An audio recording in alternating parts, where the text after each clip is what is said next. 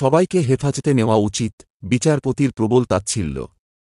হাইকোর্টে শোরগোল, কমিশনার এবং তদন্তকারী আধিকারিকের নাম পুলিশ মেডেলের জন্য সুপারিশ করা উচিত। তাচ্ছিল্য করে এমনই মন্তব্য কলকাতা হাইকোর্টের বিচারপতি দেবাংশু বসাকের। এই তো রাজ্যের আইন শৃঙ্খলার অবস্থা।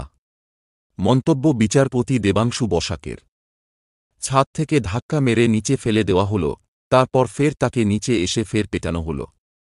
এরপরেও পুলিশ খুনের ধারা যুক্ত করার মতো অপরাধ খুঁজেই পেল না। বিস্ময় প্রকাশ বিচারপতির। ব্যারাকপুর কমিশনারেটের কমিশনার অলোক রাজোরিয়া এবং তদন্তকারী আধিকারিককে উদ্দেশ্য করে মন্তব্য বিচারপতির। অবস্থা এমন হয়েছে যে প্রদর্শনীর সামগ্রীর মতো করে কমিশনারকে পেশ করতে হচ্ছে, মন্তব্য বিচারপতির। ক্ষপায় তদন্ত হওয়া উচিত এবং সবাইকে হেফাজতে নিয়ে জিজ্ঞাসাবাদ করা উচিত, এমনও মন্তব্য করেন বিচারপতি। কোন সাফাই দেবেন না? আর একটা কথা বললে কাল রাজ্যের ডিজিকে হাজিরার নির্দেশ দেব। রাজ্যের আইনজীবীকে উদ্দেশ্য করে মন্তব্য বিচারপতির। গত বছরের জুন মাসের বাড়ি ভাড়া চাওয়াকে কেন্দ্র করে খুন হন টিটাগড়ের বাসিন্দা গোবিন্দ যাদব।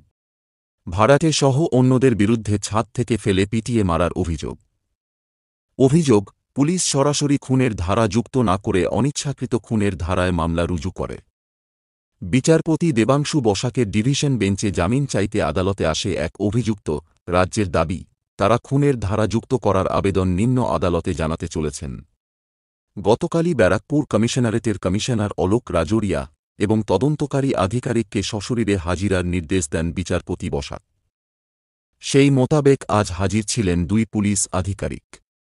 অভিযুক্তের জামিনের আবেদনের শুনানি পিছল।